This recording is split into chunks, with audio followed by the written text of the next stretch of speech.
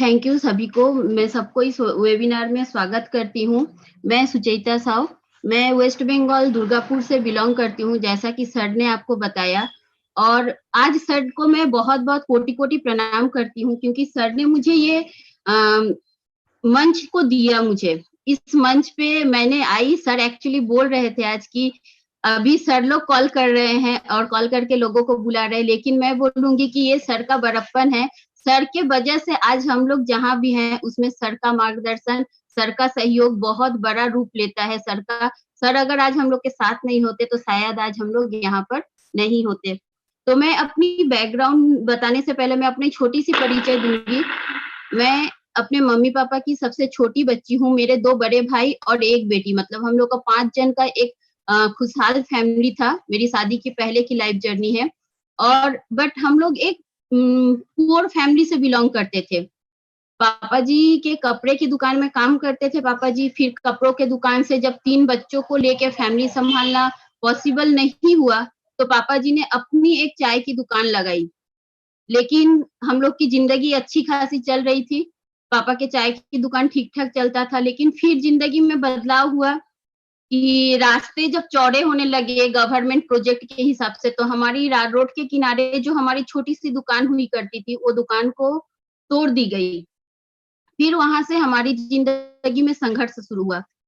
लेकिन मैं एक इतनी अच्छी फैमिली से बिलॉन्ग करती थी, मतलब हमारे फैमिली की माइंडसेट इतनी अच्छी थी कि मैं घर में सबसे छोटी थी, लेकिन हमारे घर में हमारे जो पेरेंट्स थे, इवन हमारे बड़े भाई जो मेरे दोनों थे, वो लोग भी, सबका यही मानना था कि बेटियाँ जो होती है, बेटियों को पढ़ने का मौका देना चाहिए, क्योंकि बेटी अपने मायका और अपने ससुराल दोनों को सँभालती है। और इसी की स ये मैं पढ़ाई शुरू किया मैंने पढ़ती रही मैं।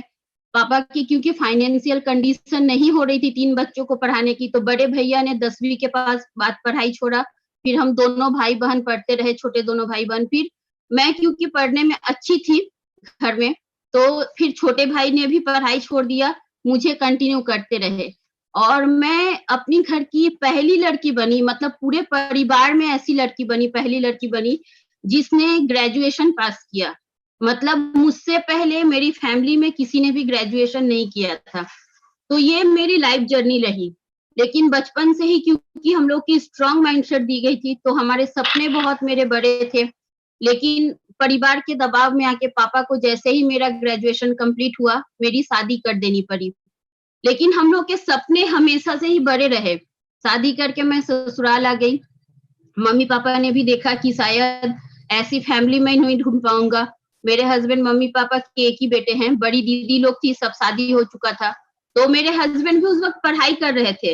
वो कंप्यूटर की इंजीनियरिंग कर रहे थे और उस वक़्त मतलब एज़ ए स्टूडेंट लाइफ़ में सर स्टूडेंट थे। मेरी ग्रेजुएशन जस्ट कंप्लीट हुई थी। सर की ग्रेजुएशन के बाद वो कंप्यूटर इंजीनियरिंग कर रहे थे और फिर हम लोग की पढ़ाई मेरी तो खत्म हो गई उसके बाद। लेकिन सर पढ़ रहे थे। तो मम्मी-पापा सोचे चलो मम्मी-पापा का एक ही बेटा है, शादी कर देते हैं। जो पढ़ाई कर रहे हैं आगे चल के तो अच्छा खासा नौकरी मिल जाएगा, मेरी बेटी खुशहाल रहेगी। ये सोच के मम्मी-पापा ने शादी कर दिया, लेकिन कुछ समय बाद फादर इन लॉ की तबीयत बहुत बिगड़ी, मेरे हस्बैंड का भी पढ़ाई छूट गया। उनकी इंजीनियरिंग कंप्यूटर की जो कर रहे थे वो इनकम्प्लीट रह गई। तो फिर क्या था, उनको कुछ भी जॉब नहीं मिला। उनकी आटे की एक चक्की थी साइड बिज़नेस में, फादर इन लॉ रेलवे से रिटायरमेंट थे, तो घर पे अभी चला रहे थे आटा चक्की। तो फिर मेरे हस्बैंड वो चक्की चलाने लगे, आटा कल जिसको कहते हैं। तो ऐसे करके हमारी ज़िंदगी बीतने लगी, लेकिन सपने बड़े थे, मुझे कुछ करना था। मैंने वेस्ट बंगाल की स्कूल सर्विस कमीशन दिया और फर्स्ट टाइम जब मैंने स्कूल सर्विस कमीशन दिया शादी के बाद, तो फिर वहाँ पर ना मैं रिटेन में पास हो गई। बहुत खुश हुई, वाइवा में गई ओरल एग्ज़ामिनेशन के लिए, वहाँ पर जाके एग्ज़ाम भी बहुत अच्छा दिया, लेकिन जब रिज़ल्ट आई तो पता चली कि मैं डिस्क्वालीफाई हूँ। मुझे नौकरी नहीं मिली है। बहुत दुःख हुआ क्योंकि फाइनेंशियल कंडीशन बिगड़ती चली जा रही थी। आटे की चक्की से कुछ ज़्यादा होता नहीं था, लेकिन चल रही थी। ज़िंदगी में हम लोग फिर भी खुश थे। हम लोग का 4 लोगों का एक हैप्पी सा फैमिली था। Father in law, mother in law, मैं और मेरे हस्बैंड।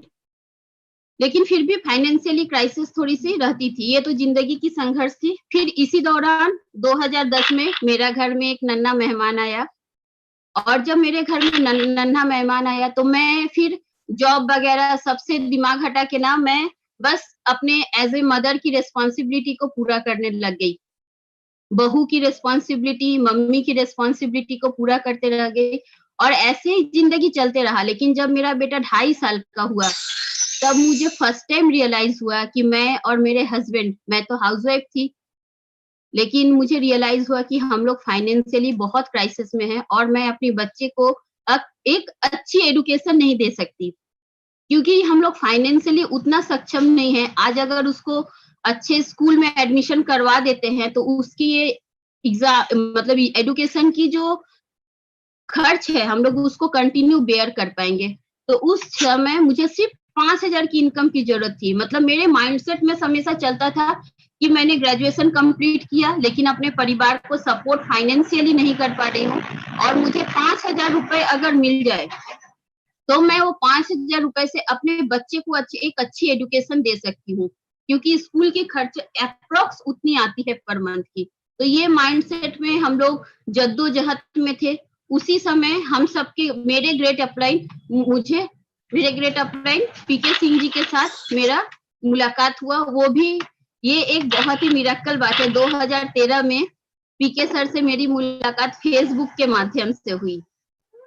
लेकिन मैं एक डरी हुई सी, एक दुबकी हुई सी लड़की थी। मुझे हमेशा ये लगता था कि फेसबुक में जितने भी लोग होते हैं, वो लोग सब मतलब गलत बातें करते हैं। तो मैंने पीके सर से बहुत डरते हुए, सहमते हुए मैंने पीके सर से बात करना स्टार्ट किया। मुझे उन पे भरोसा नहीं हो रहा था कि कहीं ये भी अगर गलत व्यक्ति निकल गए तो। लेकिन फिर भगवान ने बोला ना, जो चाहते हैं वो इंसान को मिलता है और इसी के साथ मेरे ज़िंदगी में पीके सर ने के माध्यम से हमारे great PK sir RCM business मेरी ज़िंदगी में आई और ये जस्ट मेरे ज़िंदगी में ना एक एंजल की तरह ही आई। एक एंजल जो होता है, जो ज़िंदगी की कायाकल्प कर देता है, ज़िंदगी को परिवर्तित कर देता है। आरसीएम बिज़नेस भी मेरी ज़िंदगी में उसी तरीके से आई और इसकी जो कोटेशन है ना, ट्रांसफॉर्मिंग लाइफ, ट्रांसफॉर्मिंग इंडिया, मेरे लिए ये बिल्कुल सक्सेसफुल होते दिखी। मुझे लगा कि शायद अब यही एक प्लेटफ़ॉर्म है, जहाँ पर मैं घर पे रहते हुए, सर ने जब समझाया, अपने बच्चों को देखते हुए, अपने इन-लॉज़ को सँभालते हुए, अपनी ज़िंदगी को आगे बढ़ा सकती हूँ। 5,000 की छोटी-सी टारगेट लेके मैं इस सिस्टम में आई थी। सर ने बोला 6 महीने में मिल जाएँगे और क्योंकि बीसी सर बोलते हैं ना, जिनका गोल है, उनका ही रोल है। तो गुरुदेव का बात सच हुआ ये। मैंने 5,000 का गोल लेके आई और बेटे की जब मैंने एडमिशन करवाया, तब तक मेरी 5,000 की फिर इनकम भी आनी शुरू हो गई आरसीएम बिज़नेस से।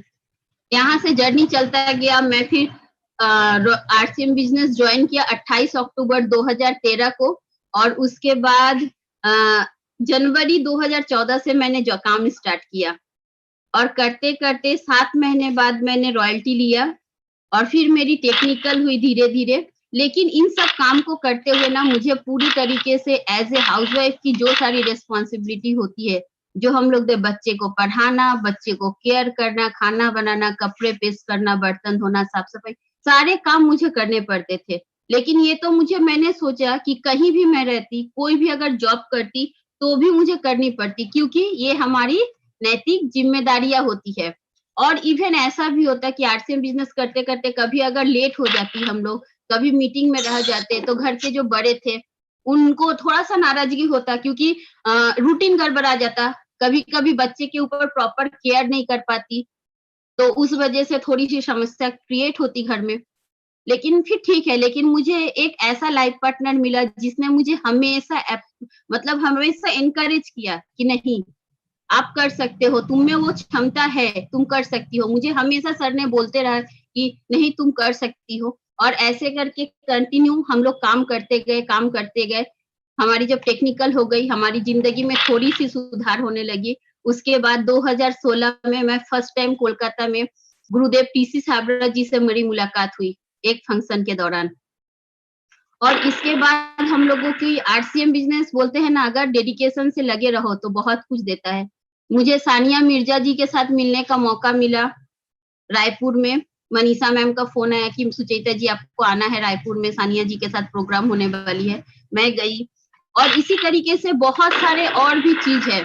मैंने दुबई टूर क्वालिफाई किया। हालांकि मैं दुबई जा नहीं पाई। आरसीएम बिजनेस एक ऐसा प्लेटफॉर्म मुझे मिला फर्स्ट टाइम, जो मेरी महिलाओं की होती है विदेश घूमने की सपने। मैंने दुबई टूर भी क्वालिफाई किया, लेकिन एन वक्त पे पासपोर्ट तैयार ना होने की वजह से मैं जा नहीं पाई, लेकिन मैंने उसको अचीव किया था। इस बात की मुझे खुशी है।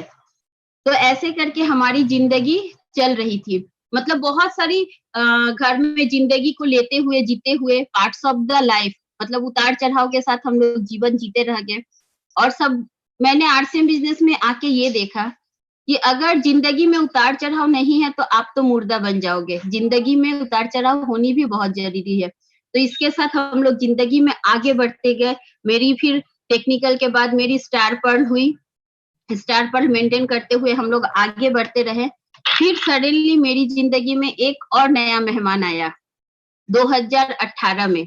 इसके पहले एक इंसिडेंट थी, मैं बिल्कुल बताना चाहूंगी। मेरी बिटिया हुई 2018 में। उसके पहले मैं एक बार और प्रेग्नेंट हुई थी, बट उस वक्त मैं सानिया मिर्जा जी के साथ मिलने जो गई थी, तो उसी दौरान मैं प्रेग्नेंट थी। मैं 3rd मंथ प्रेग्नेंट थी, बट मैंने लॉन्ग ट्रैवल किया था।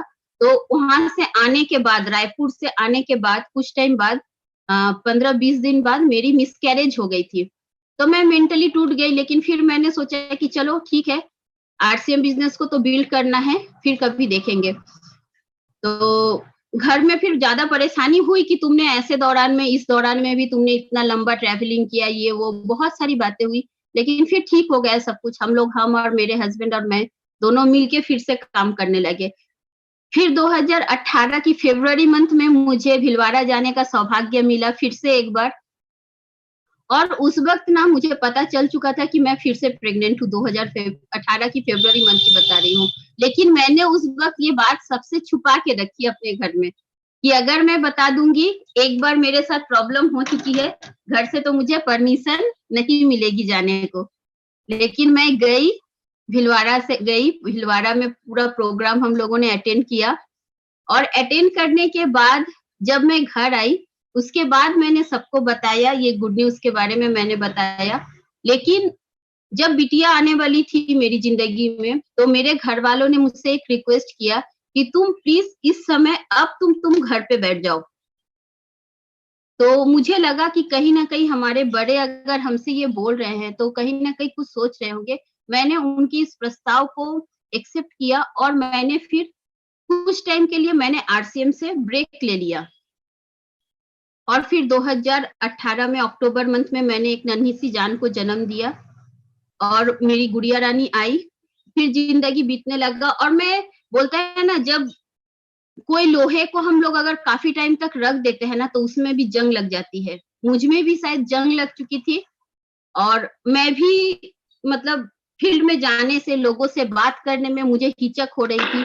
मैं डर रही थी कि मैं कैसे काम करूंगी। लेकिन इस दौरान मेरे साथ एक बहुत बड़ा संघर्ष हुआ कि मेरी बिजनेस ना धीरे धीरे, क्योंकि मैं सिस्टम से आउट हो चुकी थी, घर पे रह गई थी, प्रॉपर कहीं जाना आना नहीं हो रहा था। और बिजनेस क्योंकि पूरी तरीके से फर्स्ट से मैं ही फील्ड में थी, मैं और मेरे हस्बैंड दोनों थे, बट मेरे नाम से बिजनेस चलता था। हम लोग दोनों साथ में जाते थे, मीटिंग्स ज्यादा मैं लेती थी। तो मेरी अनुपस्थिति में सर संभालने की कोशिश करते रहे, लेकिन मेरी बिजनेस की डाउनफॉल होने लगी।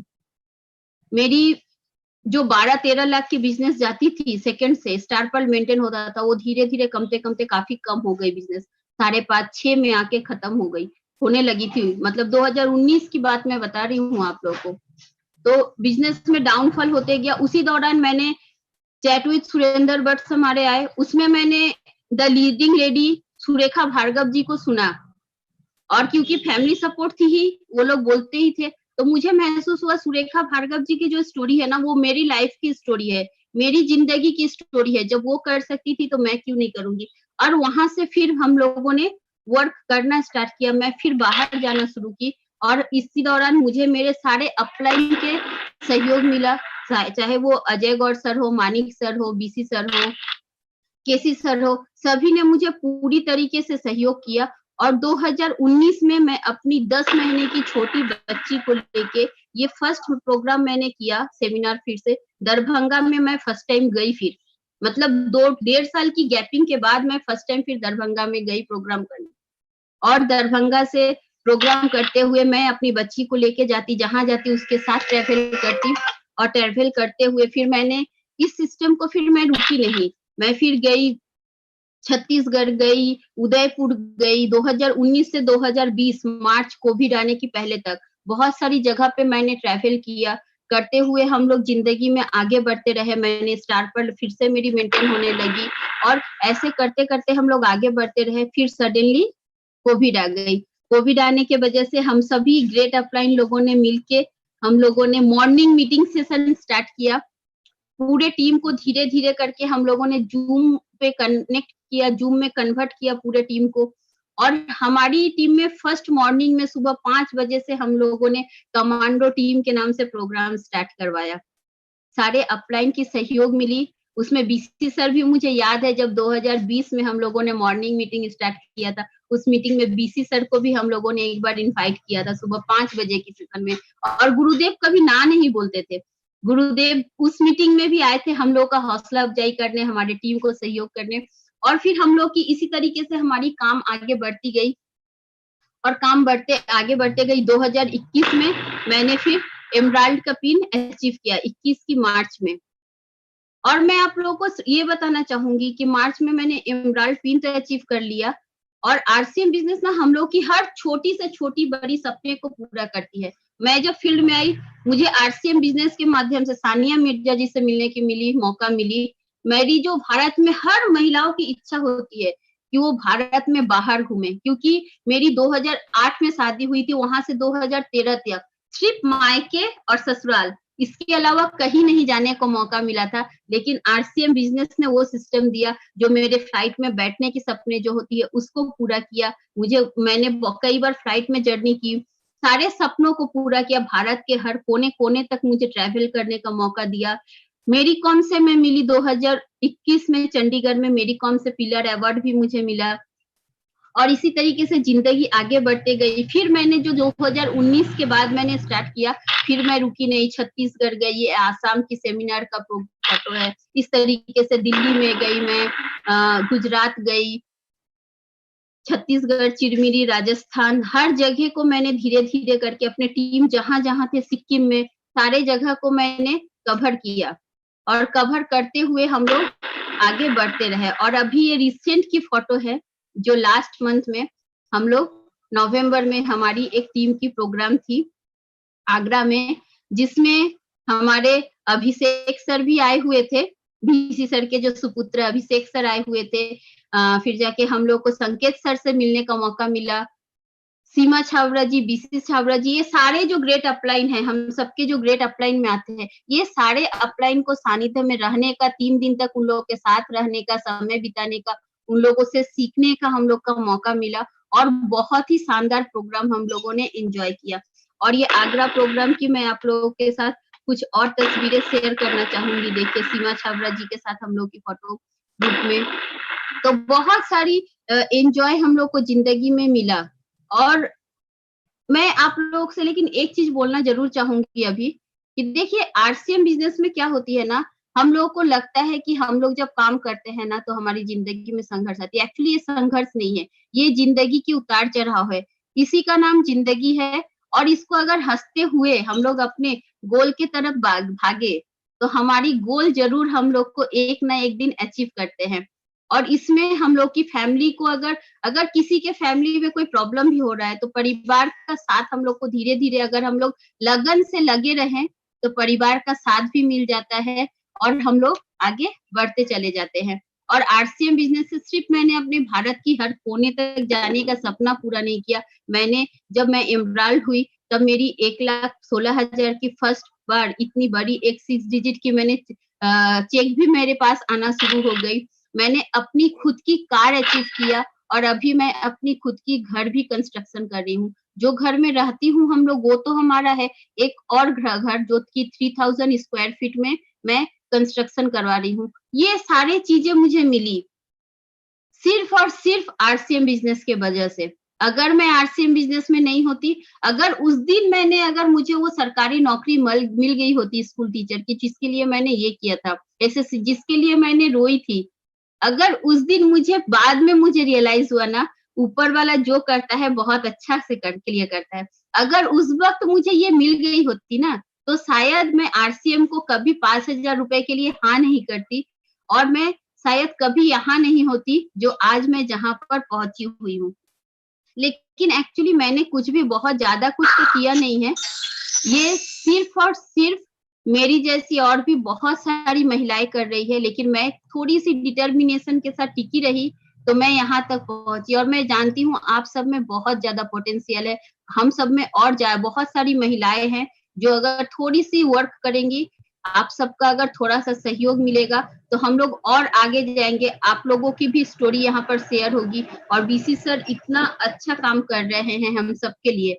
और इसी के साथ मैं अपने शब्दों को विराम देती हूँ और एक चीज़ बोलना चाहूँगी मैं कि अगर मैं अगर किसी का कभी भी कुछ सहयोग कर सकूँ आरसीएम बिज़नेस में, अगर मेरे वज़ह से मैं अगर हमेशा यही सोचती हूँ कि मैं तो 5,000 के लिए आई थी, अपने बच्चे की एजुकेशन के लिए आई थी। आरसीएम बिज़नेस ने जैसे मेरा ज़िंदगी बदला, अगर इस सिस्टम के माध्यम से किसी की ज़िंदगी अगर बदल पाई, तो मैं खुद को बहुत ही गौरवान्वित और मानूँगी कि मुझे भगवान ने जो ये इतना महानतम सिस्टम के साथ जोड़ा, ये सिस्टम का सच में मैंने सही से उपयोग कर पाई हूँ। इसी के साथ thank you so much sir और मैं अपने बीसी सर को बहुत-बहुत धन्यवाद बोलूँगी कि सर अगर आज शायद नहीं होते, तो शायद आज हम लोग यहाँ पर